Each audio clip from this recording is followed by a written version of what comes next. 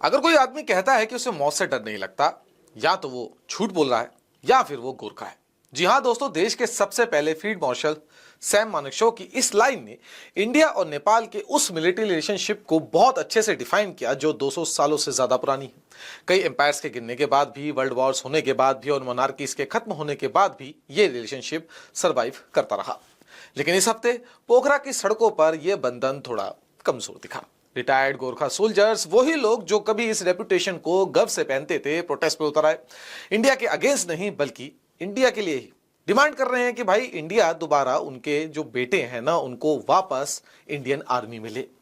ये सब कैसे हुआ और क्यों? इंडिया के आर्मी चीफ के काठमांडू विजिट से सिर्फ कुछ दिन पहले ये दो सदियों पुरानी जो ट्रेडिशन है वो खतरे में है।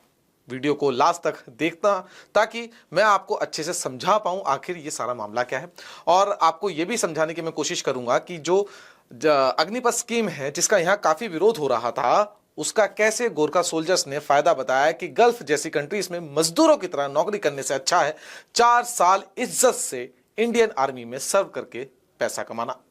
नमस्कार दोस्तों, मेरा नाम है करण शर्मा और आप लोग देख रहे हैं टू द पॉइंट। अच्छा दोस्तों, 12 अगस्त को नेपाल के पोखरा शहर में कुछ रिटायर्ड सोल्जर्स इकट्ठा हुए। ये सब लोग पहले इंडियन आर्मी में काम कर चुके थे। उन्होंने मिलकर एक प्रोटेस्ट किया।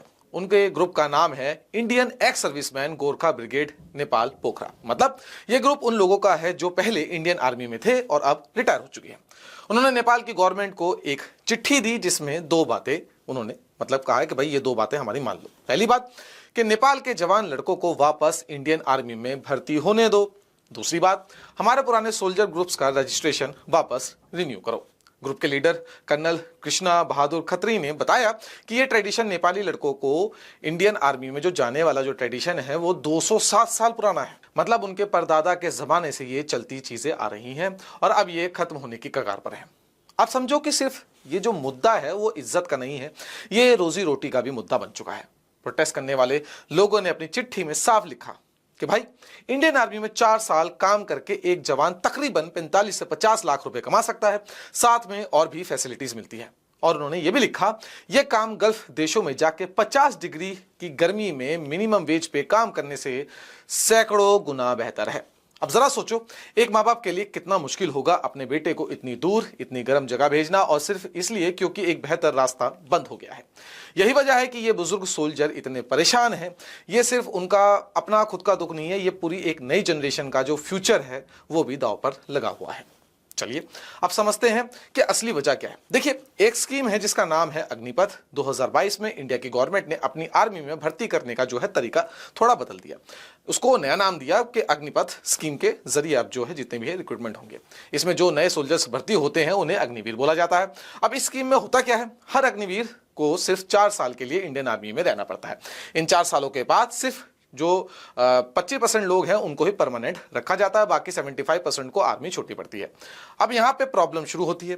2020 में कोरोना की वजह से नेपाल से नए सोल्जर्स की भर्ती वैसे ही रुक गई थी। फिर 2022 में जब अग्निपथ स्कीम आई तो नेपाल की गवर्नमेंट ने कहा, और भाई जरा रुक जाओ, अगर हमारे लड़के सिर्फ 4 साल के लिए ही जाएंगे, 4 साल के लिए सर्व करेंगे, तो बाद में उनका क्या होगा, उन्हें क्या प्रोटेक्शन मिलेगी? इसलिए नेपाल ने भर्ती दोबारा शुरू ही नहीं होने दी।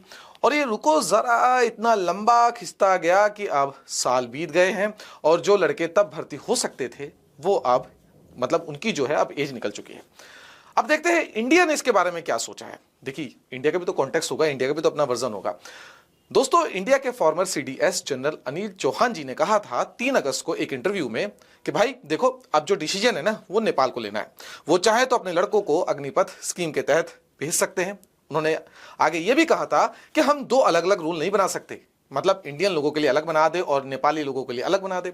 जो रूल्स हैं वो सबके लिए हैं, सबको वही फॉलो करने पड़ेंगे। मतलब इंडिया अपनी तरफ से फर्म है, इंडिया कहता है रूल सबके लिए सेम है, अग्निपथ ही है और इसके जरिए ही जो है रिक्रूटमेंट होगा। और नेपाल कहता है कि पहले हम क्लैरिटी चाहते हैं कि हमारे बच्चों का फ्यूचर सेफ रहेगा या नहीं रहेगा। यही है असली रुकावट। और बीच में जो फेस है ना, वो नेपाल के वो जवान लड़के जो भर्ती होना चाहते हैं और जो वो बुजुर्ग सोल्जर है उनके लिए आवाज उठा रहे हैं।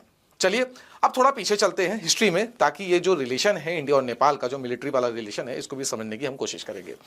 देखिए ये रिश्ता इतना इंपॉर्टेंट क्यों है? ये रिश्ता इंपॉर्टेंट इसलिए है क्योंकि ये बहुत 207 साल, लगभग 200 साल से पुराना हमारा जो है रिलेशन है नेपाल के साथ, मिलिट्री वाला जो मैं आपको बता रहा हूं। यह कहानी शुरू होती है 1815 में। उस वक्त ब्रिटिश ने इंडिया पे राज अपना कायम कर लिया था। उन्होंने नेपाल के साथ एक युद्ध भी लड़ा और उसके बाद नेपाल के बहादुर जवानों को अपनी आर्मी में भर्ती करना शुरू कर दिया। यहीं से गोरखा सोल्जर्स की बहादुरी की कहानियां पूरी दुनिया में फेमस होने लगी। फिर आया साल 1947 जब इंडिया आजाद हुआ। उस वक्त इंडिया, नेपाल और ब्रिटेन तीनों ने मिलकर एक एग्रीमेंट किया। उस एग्रीमेंट के तहत पुरानी ब्रिटिश आर्मी के 6 गोरखा रेजिमेंट्स इंडिया की नई आजाद आर्मी का हिस्सा बन गए। यही वो एग्रीमेंट है जिसपे आज तक ये पूरा सिस्टम चल रहा है। और ये सिर्फ पुरानी बात नहीं है। इंडिया के पहले और दूसरे सीडीएस जनरल अनिल चौहान जी और लेट जनरल बिपिन रावत जी दोनों ने अपना करियर गोरखा रेजिमेंट से ही शुरू किया था। मतलब गोरखा सोल्जर्स की जो रिस्पेक्ट है इंडियन आर्मी में, वो सबसे टॉप लोगों से ही शुरू होती है। देखिए अब दिलचस्प बात क्या है, मैं आपको एक दिलचस्प बात भी बताता हूं। इस प्रोटेस्ट के सिर्फ 4 दिन बाद यानी 16 अगस्त को इंडिया के आर्मी चीफ जनरल धीरज सेठ जी नेपाल के 5 दिन के विजिट पर जा रहे हैं। वहां उन्हें नेपाल के प्रेसिडेंट एक स्पेशल ऑनर देंगे, general of the Nepali army का टाइटल। अब ये एक पुराना ट्रेडिशन है, जब भी किसी देश में नए आर्मी चीफ बनते हैं, दोनों देश एक दूसरे को इस तरह का जो है ऑनर देते हैं। ये दोस्ती दिखाने का एक तरीका है। जनरल सेठ नेपाल के प्राइम मिनिस्टर से भी मिलेंगे। अब जरा सोचो, एक तस्वीर आप अपने दिमाग में इमेजिन करो। एक तरफ बड़ा फंक्शन होगा, गर्व से भरपूर होगा, दोस्ती की बातें होंगी। दूसरी तरफ सिर्फ कुछ दिन पहले उसी दोस्ती के जो मतलब सिपाही हैं, वो सड़कों पर खड़े थे, रोते हुए कह रहे थे हमारे बच्चों को भी मौका दो।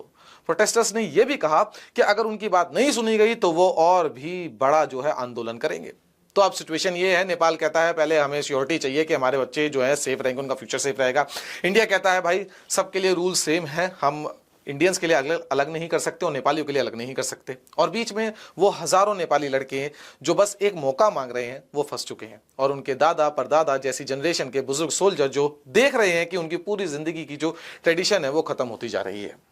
आर्मी चीफ का जो विजिट है इस प्रॉब्लम को सॉल्व करेगा या नहीं, ये तो टाइम ही बताएगा। लेकिन एक बात पक्की है, सिर्फ फंक्शन करने से, सिर्फ टाइटल देने से ये असली प्रॉब्लम जो लोगों के घर परिवार और रोजी रोटी से जुड़ी है, वो सॉल्व कितने हद तक होगी, इसके बारे में भी कुछ कहा नहीं जा सकता। अगर कोई कहता है कि उसे मौत से डर नहीं लगता, तो वो झूठ बोल रहा है या फिर वो गोरखा है। इस बात पे जरूर गौर कीजिएगा। अगर आपको ये वीडियो पसंद आई है तो लाइक करें, शेयर करें, कमेंट करें और हमें कमेंट सेक्शन में जरूर बताएं आपको क्या लगता है इस मुद्दे पर क्या सॉल्यूशन होना चाहिए। तब तक के लिए देखते रहे CF TV। जय हिंद।